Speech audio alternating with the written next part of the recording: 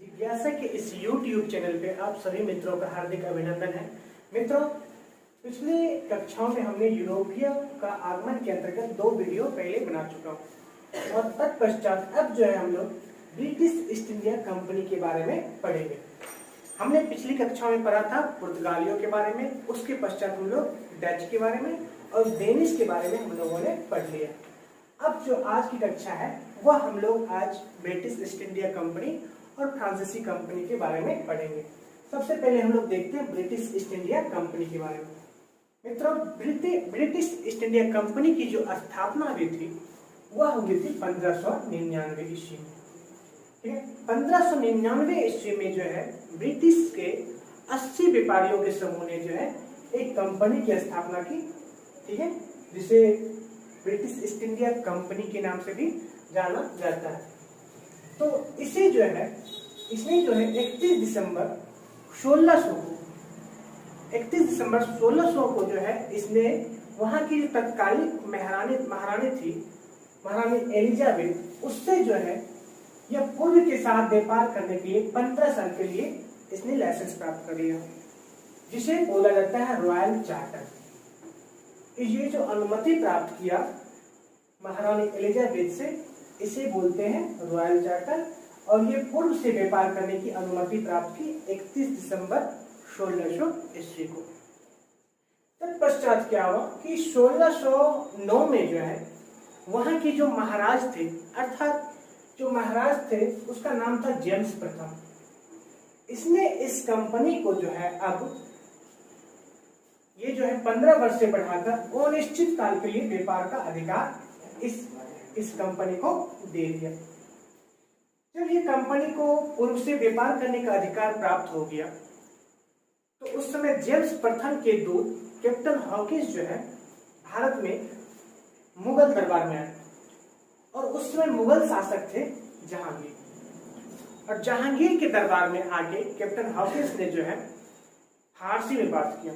फारसी में बात करने के कारण क्या हुआ कि जहांगीर जो थे उस समय काफी खुश हुए, उससे प्रभावित हुए और उसने क्या किया कि कैप्टन हॉकिंस को जो है इंग्लिश खान की उपाधि दे दी और 400 रुपये का मनसब प्रदान कर दिया। ठीक है, 400 रुपये का मनसब प्रदान किया। इसके पूर्व अर्थात 1608 में ही जो है अंग्रेजों ने जो है अपनी पहली फैक्ट्री स्थापित कर ली थी और पहली फैक्ट्री स्थापित की थी सूरत से। इस समय जो है अंग्रेजों को जो है यहाँ पे मुगलों से जो है अनुमति प्राप्त नहीं हुआ था और मुगलों की बिना अनुमति से ही इसने जो है सूरत में अपनी पहली फैक्ट्री स्थापित कर ली थी। ये जो कैप्टन हॉकिंस जो आए थे ये रेड ड्रैगन नामक एक जहाज से यहाँ पे आए थे। ठीक है, और दूसरी फैक्ट्री जो स्थापित की अंग्रेजों ने, पहली फैक्ट्री तो 1608 में स्थापित की और दूसरी फैक्ट्री जो स्थापित की वो 1611 में की और वो था दक्षिण भारत का जगह मसूलीपट्टनम। और कहा जाता है कि यह जो था मसूलीपट्टनम यह मुगलों की अनुमति से प्राप्त पहली फैक्ट्री थी।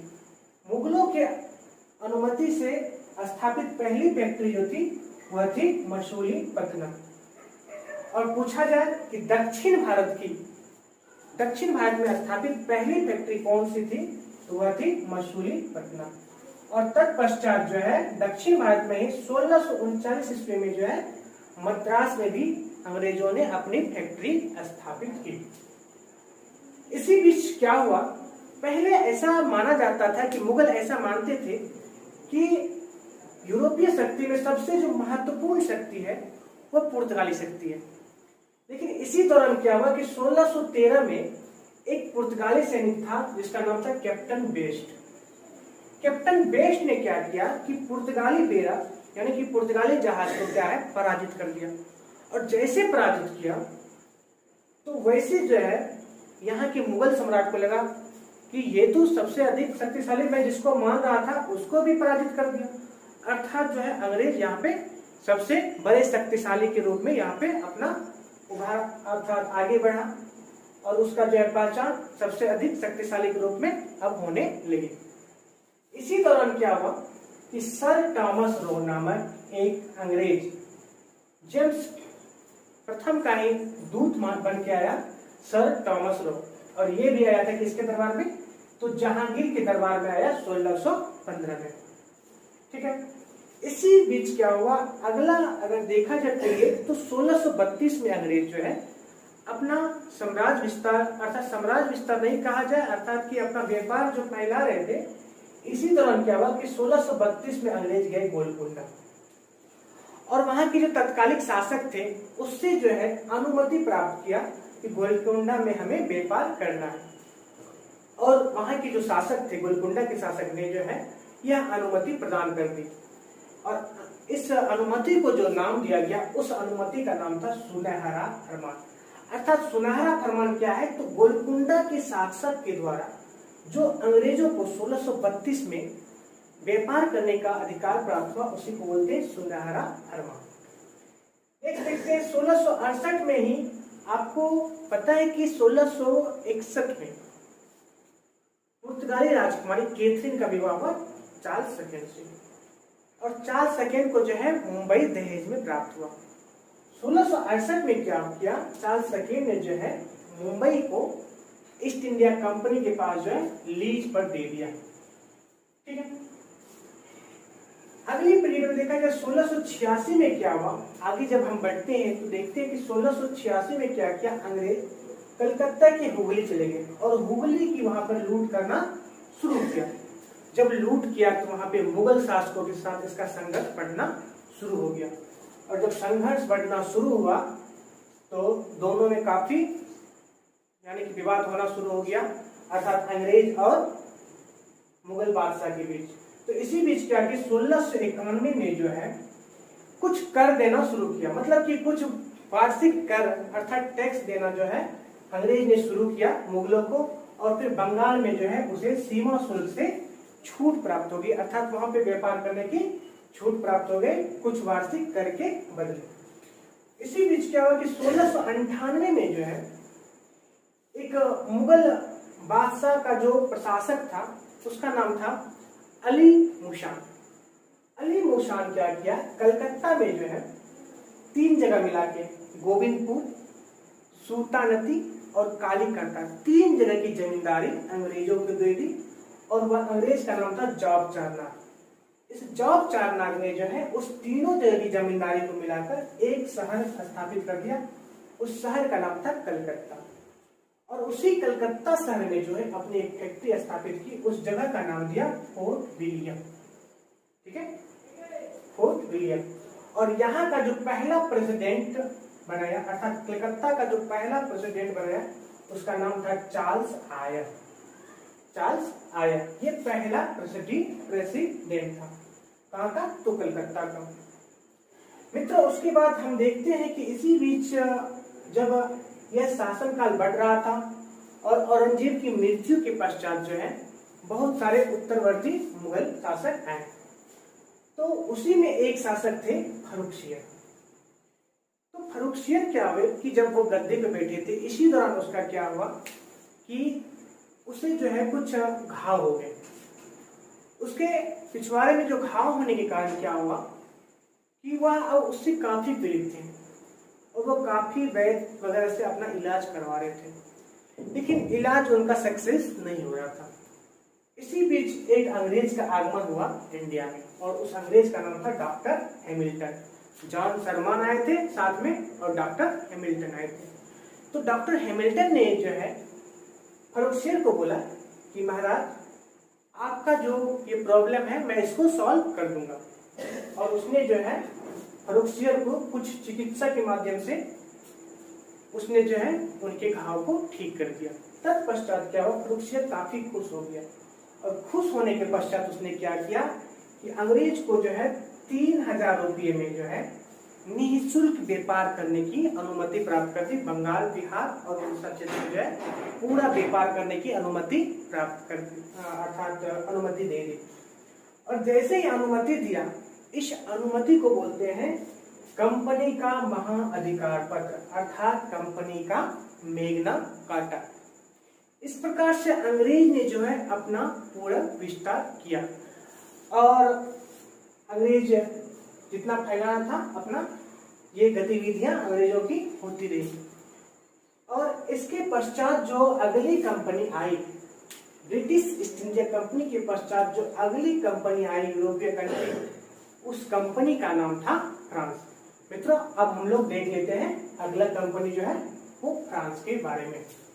ठीक है मित्रों, तो हम लोग देखते हैं अगली कंपनी फ्रांस के बारे में। अब देखिए अगली कंपनी जो फ्रांसीसी कंपनी है, यह जो है जब सभी यूरोपीय कंपनी भारत में आ चुकी थी, सभी लाभ कमा रहे थे, तो उसी समय जो है फ्रांसीसी जो शासक थे वह थे लुई 14वां। लुई 14वां का एक मंत्री था कोलबर्ट। कोलबर्ट ने जो है लुई 14वां से बोला कि महाराज बहुत सारे देश जो है अपने आसपास के वो बाहर में जाके अर्थात भारत में जाके व्यापार कर रहे हैं और काफी मुनाफा भी प्राप्त कर रहे हैं, क्यों ना हम अपनी भी एक कंपनी स्थापित करें। और कोलबर्ट के ही प्रयास से जो है लुई 14वां ने जो है 1664 में एक फ्रांसीसी कंपनी की स्थापना कर दी। और यह कंपनी पूर्णतः जो है ये सरकारी कंपनी थी, यह निजी कंपनी नहीं थी। फ्रांसीसी कंपनी जो थी पूर्णतः सरकारी कंपनी थी। और उसके पश्चात जो जब 1664 में इस कंपनी की स्थापना हो गई, तो उसने पहली फैक्ट्री जो है भारत में स्थापित की, वह सूरत में की। और इस समय जो स्थापना की उसने मुख्य किरदार निभाए थे फ्रांसिस केरो ने। केरो के माध्यम से जो है इसने अपनी पहली फैक्ट्री जो है सूरत में स्थापित की। और तत्पश्चात दूसरी फैक्ट्री जो है 1669 में जो है मसूलीपट्टनम में इसने भी अपनी फैक्ट्री स्थापित की। इसी दौरान जब अगला टर्म बढ़ा, कुछ दिनों के पश्चात जब है 1673 में एक व्यक्ति था मार्टिन।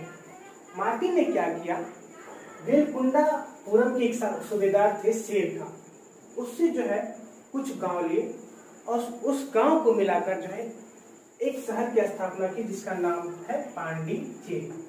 और इसी पांडिचेरी में जो है फोर्ट लुई नामक एक किला फ्रांसीसियों ने बनवाया। 1673 में ही जो है शाइस्ता खां से जो है बंगाल में कुछ गांव लिए और वहां पर भी जो है अंग्रेजों ने, ये फ्रांसीसियों ने चंदर नगर की सुप्रसिद्ध कोठी स्थापित की। और वहां पर भी इसने एक किला स्थापित किया, चंदर नगर में एक किला स्थापित किया जिस किले का नाम है फोर्ट ऑरलियंस। फोर्ट ऑरलियंस जो है वहां पे एक किला स्थापित किया। देखा जाए तो फ्रांसीसियों ने भी अपना विस्तार प्रारंभ किया और 1721 तक आते आते उसने जो है मॉरिशस को अपने कब्जे में ले लिया। 1725 आते आते जो है उसने माहे को भी अपने कब्जे में ले लिया और 1739 तक जो है कारीकल को जो है अपने साम्राज्य में मिला लिया। यहाँ पर जो एक गवर्नर थे फ्रांसीसी गवर्नर डुप्ले, जो कि साम्राज्यवादी विस्तार सहायक संधि का जो है प्रतिपादक जो कहा जाए, ये डुप्ले ही थे। इसने क्या किया, भारतीय राज्यों में जो है वो राजनीतिक क्षेत्रों में हस्तक्षेप करना शुरू किए और उससे लाभ लेना शुरू किए। इस लाभ लेने के दौरान जो है अंग्रेज और फ्रांसीसियों के बीच झड़प होना शुरू हुआ और इस झड़प जो हुई, इस युद्ध का नाम है कर्नाटक युद्ध।